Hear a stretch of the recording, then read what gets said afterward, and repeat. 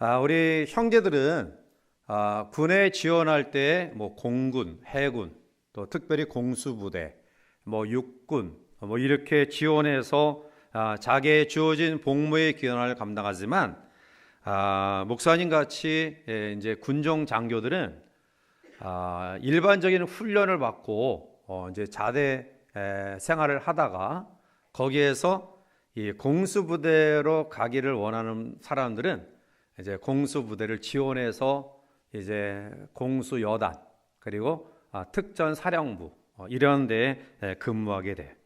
근데 목사님은 사실은 장교로 군대 가기 전까지 뭐 책상에만 앉아 있다가 훈련소에 입소해서 훈련 받는데 너무너무 힘들더라고요. 장교 훈련이 얼마나 힘든지 정말 억지로 그 훈련을 마치고 자대 배치 받아서 이제 중2 대위까지 군복무를 하다가 우리 동기들이 공수부대 가겠다라고 이제 자원해서 공수부대로 지원해. 근데 목사님도 공수부대를 한번 해보고 싶은 그런 욕망은 있었는데 제가 자신을 잘 알잖아요. 체력도 안 되고 뭐 운동도 잘 못하고 해서 포기해서 그 이후에 우리 공수부대 이 저기를 단 우리 동기들을 보면 굉장히 부러워했는데요. 참 그래요. 그래서 지금도 군목 생활하면서 한번 죽기 살기로 한번 지원했으면 한 그런 아쉬움도 가지고 있는데요. 자, 어느 공수부대에서 있었던 그런 일이에요. 공수부대 대원들이 이 하강, 그러니까 비행기를 타고 가다가 낙하산을 타고 이제 하강하는 이 훈련이 굉장히 중요해요. 그래서 이 훈련을 얼마 받았냐에 따라서 윙이 또 아니면은 이 별 이런 것이 달라져요. 그래서 우리나라 공수부대 뭐 하사관 그런 분들은 원사까지 단 그런 분들은 뭐 수백 번, 수천 번 이 강한 그런 경력을 가진 사람들이 있는데요. 이거는 굉장히 위험하고 어려운 훈련이에요. 그래서 이 하강 그런 훈련할 때 낙하산이 펴짐과 펴지지 않음에 따라서 이것은 보통 문제가 아니라 뭐 반신불수가 되기도 하고요. 심지어는 죽는 그런 지경까지 이르게 돼요. 그러니까 이 하강 훈련의 교관들은 초미의 신경을 쓰고 이 공수낙하 요령을 철저하게 가르칩니다. 자, 어떤 교관이 공중낙하 요령을 가르칩니다. 여러분, 비행기에서 뛰어내리면 하나부터 20까지 센 후에 오른쪽 가슴에 있는 단추를 누르면 낙하산이 펴집니다. 이것은 아주 쉬운 그러한 동작이지만 그러나 이 공중에서 낙하할 때 사실은 정신을 잃기 쉽기 때문에 수십 번, 수백 번 강조해요. 그리고 마지막 비행기 문이 열리고 이제 한 명씩 뛰어내릴 때마다 하나에서 20까지 세고 그리고 오른쪽 단추를 반드시 눌러라. 이러한 명령을 줍니다. 한 명씩 뛰어내리기 시작합니다. 훈련을 잘 받은 병사들 그리고 긴장을 놓지 아니하는 그러한 병사들은 20까지 센 후 오른쪽 단추를 눌러 낙하산을 펴놓 무사히 착륙합니다. 자, 그런데 그 가운데 얼빵한 두 신병이 있었어요. 자, 이 신병도 훈련받은 대로 20까지 센 후에 다행스럽게 오른쪽 단추를 눌렀는데요. 그런데 이게 어찌된 일인지 낙하산이 펴지지가 않아요. 자, 옆에 있는 한 병사가 야, 나 낙하산이 펴지지 않아. 어떻게 하지? 다급하게 말했는데요. 그 옆에 같이 떨어지던 얼빵한 신병 하나가 야, 나도 펴지지 않아. 그러나 괜찮아. 이것은 연습이야. 두 병사는 땅에 떨어져 어떻게 됐어요? 죽고 말았어요. 여러분, 제가 이 이야기를 왜 드리냐면 우리의 인생이라는 것이 연습이 아니에요. 여러분, 일생, 이 생자의 한자어가 그 한일자 위에 소우자로 기록되어 있어요. 다시 말하면 외나무 다리를 소가 지나가는 것 같은 여러 가지 위기와 또 여러 가지 어려움을 경험하며 살아가는 삶이 우리의 생, 한 번밖에 지나지 않은 우리의 생이라는 거예요. 오늘 우리의 인생은 연습이 아니에요. 여러분, 오늘 이곳에 앉아 예배하는 여러분의 2026년 1월 25일의 시간이 다시 반복될 수 있는 사람은 아무도 없다라는 거예요. 마찬가지로 신앙생활도 연습이 아니다. 이것은 우리의 생사를 가늠하는 그런 훈련이다. 자, 오늘 본문은 사도 바울을 통해서 마지막 때를 살아가는 우리들에게 어떠한 삶의 모습을 가지고 살아갈 것인가를 이야기하고 있는데요. 먼저는 신앙생활의 원칙을 이야기하고 있어요. 자, 신앙생활에도 연습이 없다. 이것은 훈련과 같은 그러한 우리의 목숨을 거는 삶이다라는 거예요. 자, 오늘 우리 청년들이 많이 함께 예배하고 또 우리 성도들 가운데도 또 신앙생활 하신 지 얼마 되지 않은 그런 분들이 있기 때문에 신앙생활의 원칙 몇 가지를 먼저 여러분들에게 말씀드려요. 먼저는 하나님 앞에 주의를 거룩하게 지켜야 돼요. 즉 예배를 소중하게 여겨야 돼요. 하나님 앞에 예배 드리는 이 시간만큼은 우리가 하나님 앞에 정확하게 사모하는 마음으로 드려야 된다라는 거예요. 제가 예전에 어떤 분이 이제 자기 남편이 초신자인데 물레동 교회는 마음 놓고 올 수 있다고 그런 얘기를 하셔요. 그래서 혹시 제가 설교를 잘해가지고 또 아니면 제가 잘생겨가지고 아니면 뭔가 매력이 있어서 그런 얘기를 했나 했더니 자기 남편이 하는 얘기가 물레동 교회 목사님은 오전 일부 예배 7시부터 예배 드리는 예배 시간을 정확하게 8시에 마친다는 거예요. 그래서 예배 시간 마치고 다른 약속, 특히 그 양반은 사업을 하셔서 그런지 골프 약속, 이 골프 약속에 전혀 자기가 염려하지 않고 걱정하지 않고, 왜냐하면 목사님은 8시에 정확하게 끝나기 때문에 이 가는 시간 또 거기 가서 같이 조우하는 그런 시간을 하면 실수함이 없다는 거예요. 그래서 나중에 얼마나 실망했는지, 목사님이 설교를 잘해서 우리 교회 온다고 그래야지 예배 시간을 정확하게 맞춰줘서 아무튼 그래서 오기 시작했으니까 그것도 아무튼 간에 감사해요. 여러분, 주일은 하나님의 날이에요. 그래서 세상 사람들은 이 날을 휴일 또 휴무일로 여기지만 공휴일로 여기지만 우리는 이 날을 주일, 주의 날이다 라는 믿음을 가지고 생활해 나가는 거예요. 자, 따라서 여러분들이 어떠한 경우에도 하나님 앞에 주일을 꼭 지키는 그러한 원칙의 신앙생활 하시길 바랍니다. 예수 믿는 사람과 예수 믿지 않는 사람의 구분점, 예수 믿는 사람이 잘생기기도 했고요, 예수 믿는 사람들이 예쁘기도 해요. 이것을 목사님이 보장하는 그러한 이야기. 왜냐하면 예수 믿으면 우리의 얼굴에 미소가 넘쳐나기 때문에, 평안이 있으니까. 그러니까 낙하산, 조금 아까 얘기했죠. 낙하산과 사람의 얼굴은 펴지지 않으면 죽는 거예요. 그러니까 늘 미소로 활짝 웃으시고요, 또 낙하산도 펴지지 않으면 죽어요. 그런데 예수 믿는 사람들은 이 땅을 살아가면서 가장 중요한 문제를 해결받은 사람이기 때문에 화날 수 있는 거예요.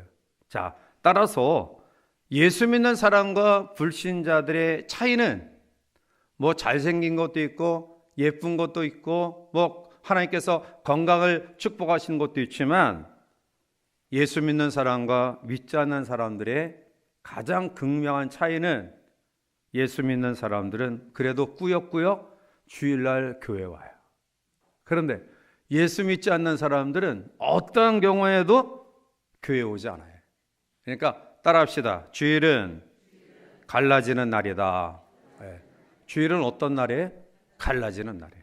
영생과 영벌이 갈라지는 날, 천국과 지옥이 갈라지는 날, 하나님 앞에 놀라운 은혜와 축복과 기쁨과 평안과 그리고 세상의 근심과 걱정과 염려로 갈라지는 날이다. 그것이 바로 주일 예배를 통해 구분되어져요. 자, 이제 주님 앞에 믿음을 가지고 신앙생활하는 사람들이 세 가지 아름다운 성장의 요소가 있어요. 제일 먼저는 기도예요. 기도는 영적인 호흡이에요. 두 번째는 하나님의 입으로 나오는 말씀이에요. 그래서 여러분들이 말씀을 날마다 묵상하고 주야로 말씀을 묵상해야 돼요. 그것은 우리의 영혼의 양식이기 때문이다. 자, 세 번째로 우리에게 필요한 신앙의 원칙은 교제예요. 교제는 운동입니다. 우리가 호흡하고 아무리 좋은 것을 섭취한다 할지라도 가만히 있으면 비대해지고 잘못 성장해요. 불균형적으로 세워질 수밖에 없다라는 거죠. 적당한 운동이 필요해요. 이것이 바로 교제예요. 자, 따라합시다. 제일 좋은 성도는 일찍 왔다가 늦게 가는 성도다. 제일 좋은 성도는 교회 제일 먼저 왔다가 제일 늦게 가는 성도예요. 그럼 반대로 잘못된 성도는 예배 땡 치고 찬송가 몇 곡 하고 천천히 왔다가 주기도문 하기 전에 축도하기 전에 교회를 떠나는 사람, 이게 잘못된 성도예요. 자, 따라서 오늘 신앙생활 가운데 있어서 세 가지, 기도, 말씀, 교제, 이것이 우리의 신앙의 원칙이다. 이것은 연습이 아니라 훈련이다 라는 사실을 여러분들이 꼭 기억하시길 바라요. 자, 그러면 본론에 들어가서 오늘 바울은 이 신앙생활을 지키는 그러한 방법에 대해서 오늘 본문에서 두 가지를 우리에게 이야기하고 있어요. 하나는 게으름에 대한 말씀이에요. 자, 6절 넘어가서 우리 함께 볼까요? 형제들아, 우리 주 예수 그리스도의 이름으로 너희를 명하노니 우리에게서 받은 전통대로 행하지 아니하는 모든 형제에게서 떠나라. 아멘. 신앙생활의 원칙을 무너뜨리는 그러한 주범은 오늘 게으름이다. 그래서 바울은 본문에 게으르게 행하고 라고 이야기해요. 자, 게으르게 행한다라는 헬라어 원의 의미는 규모 없는 행동을 이야기하고 있어요. 규모 없는 행동, 즉 책임감 없는 모습, 성실하지 못한 모습, 이것이 바로 규모 없는 행동이다. 그리고 게으른 행동이다 라는 거예요. 지혜의 왕 솔로몬은 잠언 6장 6절 이후에 이렇게 우리에게 교훈하죠. 게으른 자여, 겜에게 가서 그가 하는 것을 보고 지혜를 얻으라 라고 말씀. 자, 그 다음에 게으른 자는 어떻게 되느냐? 빈궁이 강도같이 곰핍이 군사같이 이른다 라고 말씀해요.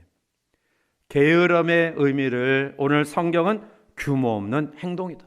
삶의 질서, 또 삶의 계획이 없는 그냥 되는 대로 살아가는 삶, 이것이 바로 게으른 규모 없는 행동이다. 신앙생활의 원칙을 지키는 방법은 바로 되는 대로 살아가는 삶을 살아서는 안 돼요.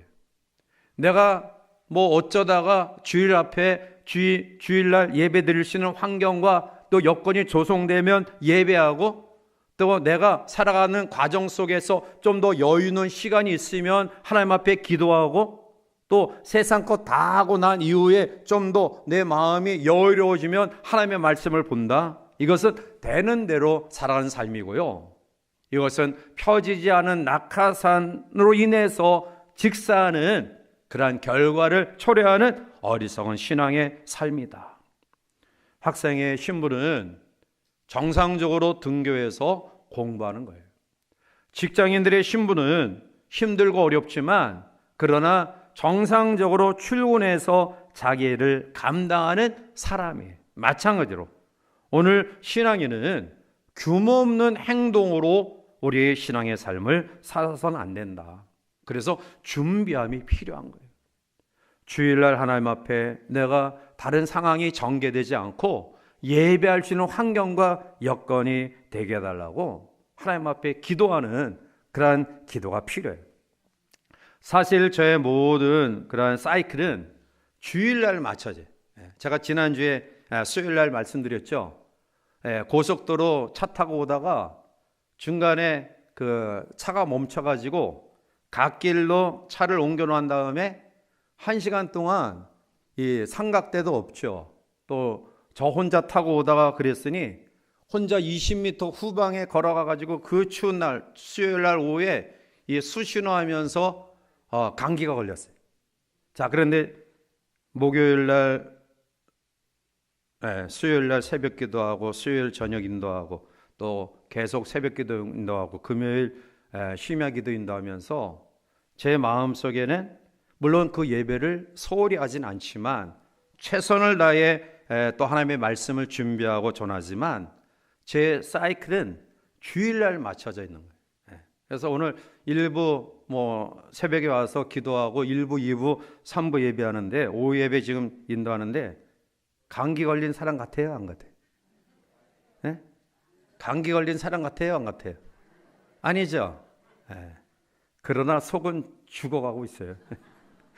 표시내지 않고 우리 장로님이 목사님 감기 걸리셨다고 했는데 전혀 감기 들린 사람 같지 않아요?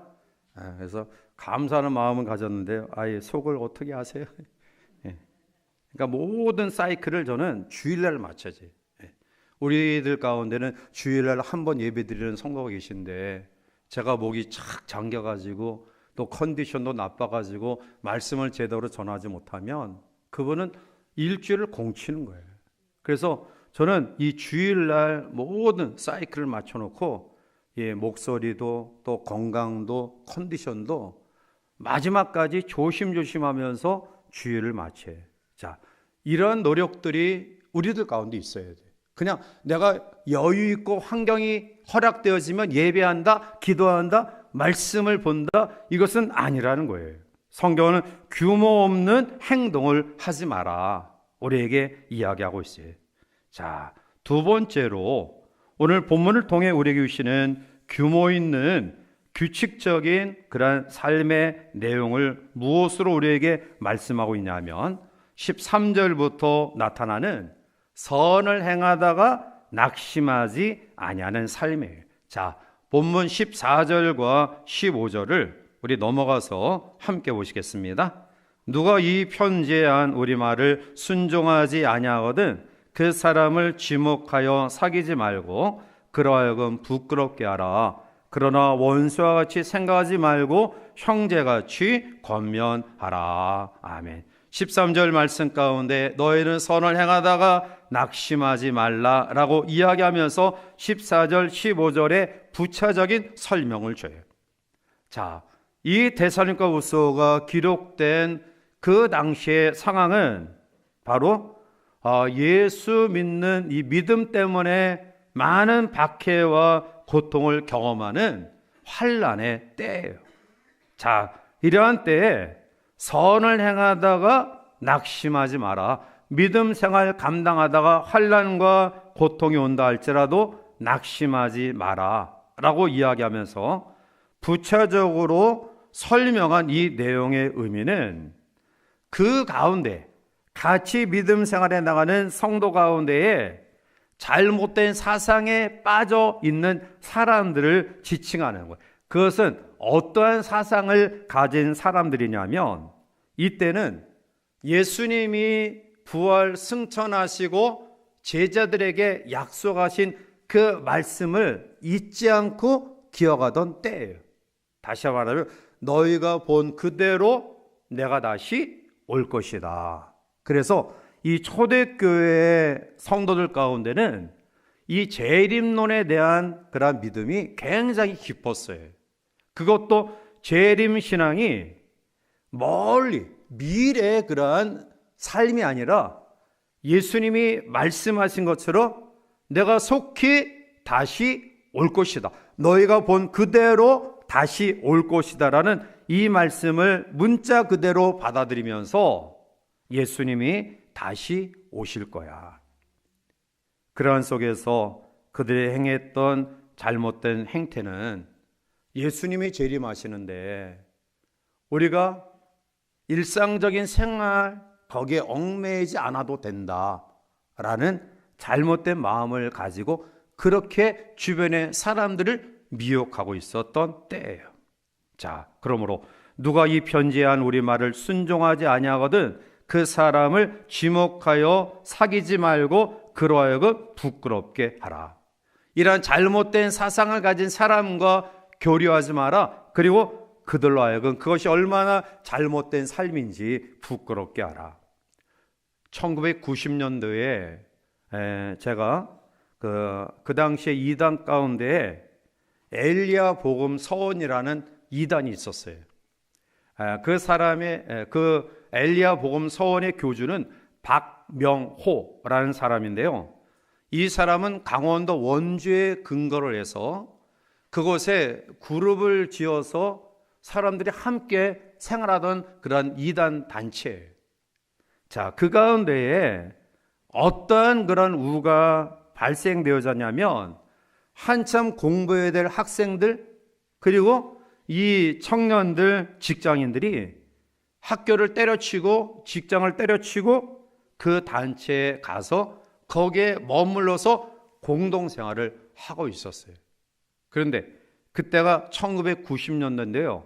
제가 알기로는 94년도에 예수님이 재림하신다라는 그러한 종말적 잘못된 재림론을 가지고 사람을 미혹했는데요.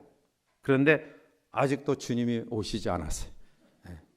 그리고 박명호는 그 엘리야 복음 서원이라는 이름을 바꿔서 지금도 사람들을 미혹하고 있어요. 자, 오늘 성경은 원칙적인 삶을 어떻게 이야기하느냐? 규모 없이 생활하지 말라, 게으른 생활을 하지 말라고 이야기하면서 특별히 선을 행하라. 즉 믿음 생활하다가 때로는 어려움과 힘듦이 온다 할지라도 쉽게 낙심하지 마라. 잘못된 사상이 들어온다 할지라도 그것을 인하여 그 사람을 부끄럽게 하고 사귀지 말고, 그리고 15절 말씀 가운데 그러나 원수와 같이 생각하지 말고 형제같이 권면하라. 교회 공동체 안에 들어온 모든 사람들 가운데 나와 잘못된, 나와 다른 생각과 또 그런 마음을 품고 있다 할지라도 끊임없이 그 영혼을 위하여 기도하며 권면하며 그 사람을 품고 나가라라고 이야기해요. 오늘 우리 우철 형제가 우리가 원하는 교회에 대해서 우리가 같이 찬양하면서 함께 공감하며 찬양했는데요. 바로 주의 사랑 가운데서 하나됨에 나보다 다른 사람을 먼저 생각할 줄 아는 공동체를 위한 그런 마음, 이것이 바로 오늘 교회다움을 세워나가는 신앙의 원칙의 한 부분이 아닌가, 이러한 생각을 가져요. 이제 말씀을 맺습니다. 사랑하는 성도 여러분, 연극에는 리허설이라는 것이 있어요. 몇 번 연습을 해보고요, 그리고 그 합을 맞추고, 그리고 그 배우들이 이제는 우리가 사람들 앞에 이것을 내놓아도 되겠다라는 마음을 가질 때 실제적으로 공연하죠. 그러나 인생에는 리허설이 없어요. 연습해보고 우리가 다시 또 무대에 설 수 있는 그러한 장이 아니라는 거예요. 우리의 신앙생활도 마찬가지죠. 믿어보고 구원받는 것이 아니라 확실하게 믿을 때에 구원의 놀라운 역사를 경험하게 되는 거예요. 제가 여기 일회용 컵으로 물을 마시는데요. 자, 필요할 때만 컵을 꺼내서 마시는 이러한 모습들을 가져서는 안 된다라는 거예요. 사실 일회용 컵을 사용하면서 이것은 한번 사용하고 버릴, 여기에 애착과 또 여기에 어떤 신중한 그런 마음을 갖지 않아 그냥 마시고 비워지면 쓰레통에 버려지는 그런 것이에요. 공중에서 낙하훈련 받는 훈련병이 연습인 줄 착각했을 때 그의 생명의 위협을 경험할 수밖에 없는 것처럼 우리 신앙도 마찬가지다. 오늘 이곳에 예배하는 우리 젊은이들과 또 우리 성도들에게 신앙의 원칙을 우리가 분명히 알아야 돼. 하나님 앞에 주의를 소중히 여기고 기도와 말씀과 그리고 성도의 뜨거운 사랑의 교제가 우리 가운데 있어야 되겠다. 그리고 이런 아름다운 원칙을 세우고 교회 공동체 가운데 규모 없이 우리가 행동하지 말자. 하나님 앞에 철저히 준비하여 예배하고 기도하고 말씀 보고 그리고 더 나아가 하나님 앞에 우리의 주어진 신앙의 삶의 어려움이 온다 할지라도 쉽게 낙심하지 말자.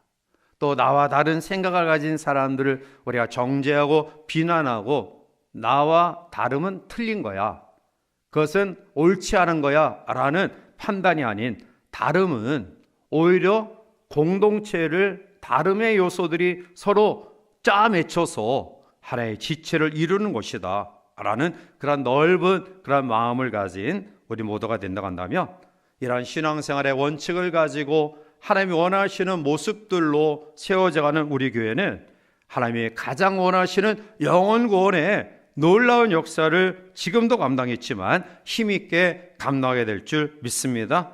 우리 모든 성도들, 특히 우리 젊은이들이 이러한 신앙의 원칙을 가지고 하나님 원하시는 교회 공동체로 세워나가는 쓰임받는 일꾼들 되시기를 주님의 이름으로 간절히 축원해 드립니다.